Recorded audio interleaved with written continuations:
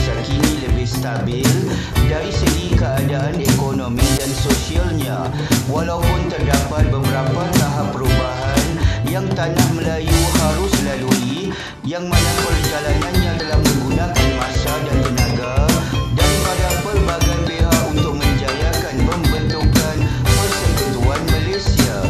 Setelah mencapai kemerdekaan, parti perikatan yang memerintah tanah Melayu mendapati keadaan politik yang tidak tenteram di negara-negara jiran boleh memberi kesan kepada kemerdekaan tanah Melayu. Justru Perdana Menteri Tanah Melayu yang pertama pada waktu itu, Tunku Abdul Rahman Putra Al-Haj, telah menyuarakan idea pembentukan gagasan Malaysia yang melibatkan tanah Melayu, Singapura, Sabah, Sarawak dan Brunei.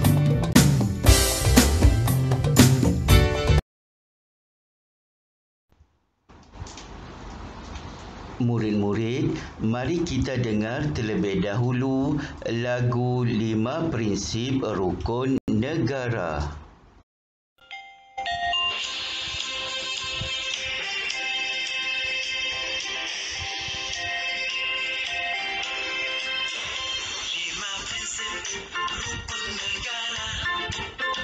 Harus menjadi cara hidup kita, bukan sekadar ikrar sahaja, sekali-sekala dibaca semata. 5 prinsip rukun negara telah menjadi teras perpaduan, membentuk satu negara tanpa mengira agama dan bangsa. Amalkanlah rukun negara dalam hidup harian kita, tanpa mengira tua muda, mengekalkan warisan kita. 5 prinsip rukun negara telah menjadi teras perpaduan, membentuk satu negara tanpa mengira agama dan bangsa. 5 prinsip rukun negara. Kepercayaan kepada Tuhan, kesetiaan kepada Raja dan Negara, keluhuran perlembagaan, kedaulatan undang-undang, kesopanan dan kesusilaan.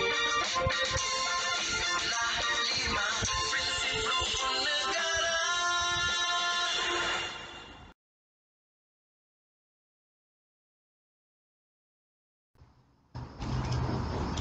Tujuan pembentukan Malaysia memberi kemerdekaan kepada Sabah, Sarawak, Brunei dan Singapura. Tubuhnya Persekutuan Malaysia dapat memberikan negeri-negeri seperti Sabah, Sarawak, Brunei dan Singapura kemerdekaan lebih awal daripada yang dijangkakan daripada jajahan British. Hal ini disebabkan negara-negara tersebut masih lagi di bawah jajahan pihak British semasa cadangan ini ditimbulkan dan diketengahkan oleh pihak Tunku Abdul Rahman Al-Haj. Dalam hal ini, Sabah dan Sarawak diletakkan dalam status negeri jajahan, manakala Singapura dan Brunei diletakkan sebagai negeri naungan. Dalam perancangan merealisasikan Persekutuan Malaysia dijangka akan ditubuhkan dalam tempoh 2 tahun. Namun sekiranya Sabah dan Sarawak berusaha untuk mencapai kemerdekaan secara berasingan, dijangkakan kemungkinan yang besar bahawa kemerdekaan itu tidak akan digapai biarpun dalam tempoh 5 tahun ataupun sebaliknya oleh mereka. Oleh itu, dengan penyertaan menjadi sebahagian daripada Persekutuan Malaysia, ia akan memberi peluang kepada Sabah dan Sarawak untuk mencapai kemerdekaan dengan kadar yang lebih cepat.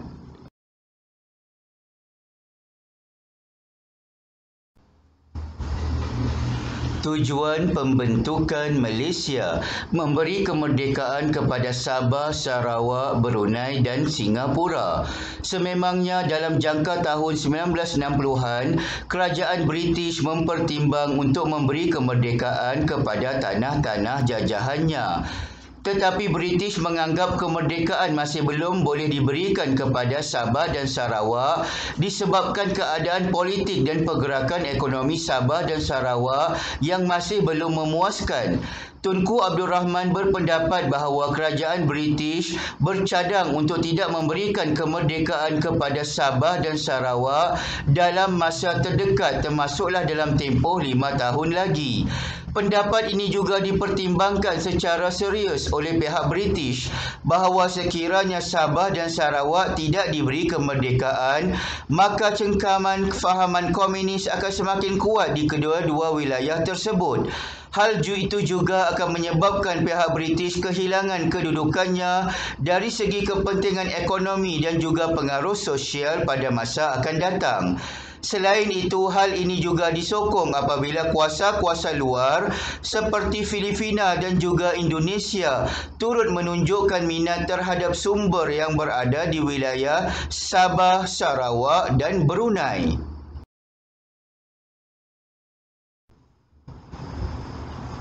Tujuan pembentukan Malaysia mengelakkan ancaman dan pengaruh komunis.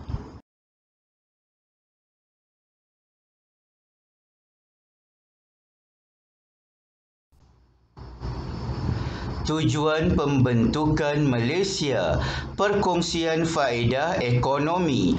Persekutuan Malaysia membolehkan wilayah-wilayah anggotanya berada dalam posisi di mana mereka harus mengadakan kerjasama ekonomi dan perdagangan untuk mendapat keuntungan bersama. Selain itu, wilayah-wilayah anggota yang kaya dengan sumber ekonomi boleh membantu negara-negara anggota yang miskin dan kekurangan sumber ekonomi, sekaligus ia dapat meningkatkan pembangunan ekonomi, terutama di Sabah dan Sarawak yang masih belum maju dari segi ekonominya.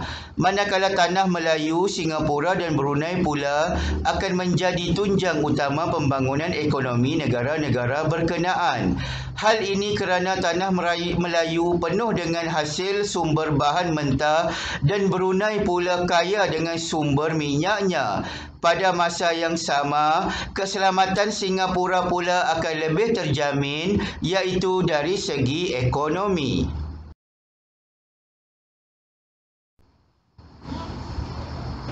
Tujuan pembentukan Malaysia, pembelaan hak masyarakat Bumiputera di Sabah dan Sarawak.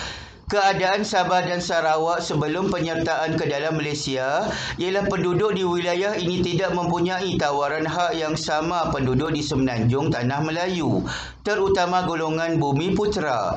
Kebanyakan jawatan dan kegiatan ekonomi di wilayah-wilayah tersebut dikawal dan dijawat oleh warga asing. Selain itu, majoriti penduduk asal hanya terlibat dalam sektor domestik seperti pertanian dan penggunaan tanah untuk sistem penanaman tetap. Sekiranya kedua-dua wilayah ini menyertai ke dalam Persekutuan Malaysia, kebarangkalian penduduk Bumiputera, Sabah dan Sarawak untuk mendapat layanan istimewa adalah lebih tinggi. Struktur perhubungan di kedua-dua wilayah ini yang dhaif, yang mana infrastrukturnya masih bergantung pada sungai-sungai dan perjalanan udara untuk sampai ke sesuatu tempat. Keadaan geografi sebegini menyebabkan rintangan untuk membangunkan sistem perhubungan darat secara besar-besaran. Seterusnya, kedudukan golongan Bumiputera di kedua-dua wilayah ini juga akan diberi perhatian yang lebih bila mana mereka tidak mendapat layanan yang baik daripada kerajaan British, manakala warga-warga asing mendapat layanan yang berbeza. Justru kelihatan tahap pendidikan, kedudukan penguasaan ekonomi dan pengisian jawatan kerajaan lebih tinggi di kalangan warga asing, yang mana ia menghadkan kemajuan warga Bumiputera.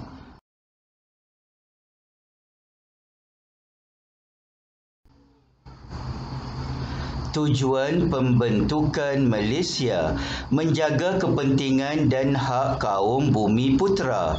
Tunku Abdul Rahman juga pernah menyatakan kepentingan pembentukan Malaysia untuk menggabungkan wilayah-wilayah Borneo seperti Sabah, Sarawak dan Brunei dan bukan hanya terhad kepada Tanah Melayu dan Singapura sahaja.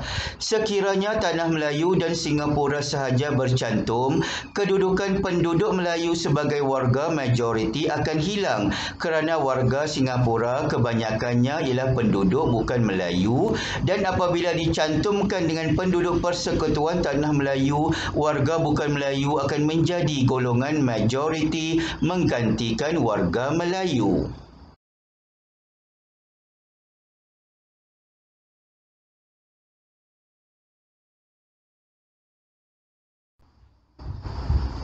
Sejarah pembentukan Malaysia. Proses pembentukan Malaysia. Pembentukan Malaysia telah melalui proses yang lama dan merumitkan. Namun proses ini penting untuk mengetahui pendapat rakyat sebelum proses penyediaan struktur asas Malaysia dapat disediakan. Pembentukan Malaysia turut memerlukan kerjasama daripada semua pemimpin dan ahli parti politik tersebut untuk menjayakan penstrukturan Malaysia. Seterusnya, proses ini juga melibatkan pembentukan jawatan kuasa yang memudahkan pungutan suara dibuat dan pendirian rakyat diambil kira sebelum Malaysia dapat dibentuk.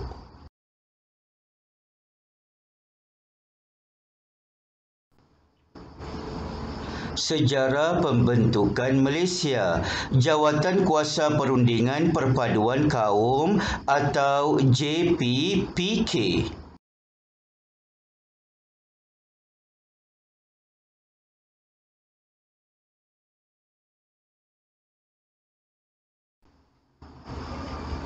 Sejarah pembentukan Malaysia.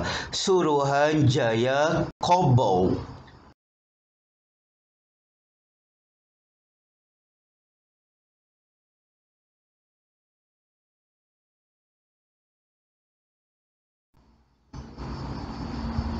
Pembentukan Malaysia. Satu kata sepakat dicapai oleh Perdana Menteri Persekutuan Tanah Melayu Tunku Abdul Rahman dan Harold Macmillan, Perdana Menteri British, untuk mengadakan rundingan di London. Rundingan telah berlangsung selama 2 minggu. Pada Julai 1963, satu perjanjian penting telah ditandatangani oleh wakil-wakil kerajaan British, Persekutuan Tanah Melayu, Sabah, Sarawak dan Singapura. Pada 31 Ogos 1963, satu persetujuan telah diperolehi untuk menubuhkan Malaysia. Walau bagaimanapun, penubuhan Malaysia yang dirancang pada tarikh tersebut terpaksa ditangguhkan kerana laporan Setiausaha Bangsa-Bangsa Bersatu hanya dapat disiapkan pada 14 September 1963. Malaysia akhirnya diisytiharkan pada 16 September 1963. Pada 16 September 1963, upacara pengisytiharan Malaysia telah diadakan di Stadium Merdeka, Kuala Lumpur. Pengisytiharan tersebut telah dihadiri oleh SPB Yang di-Pertuan Agong, Raja-Raja Melayu, Gubernur Pulau Pinang, Melaka, Singapura, Sarawak dan Sabah. Pengisytiharan ini juga turut dihadiri oleh anggota kabinet, diplomat asing di Kuala Lumpur serta jemputan khas.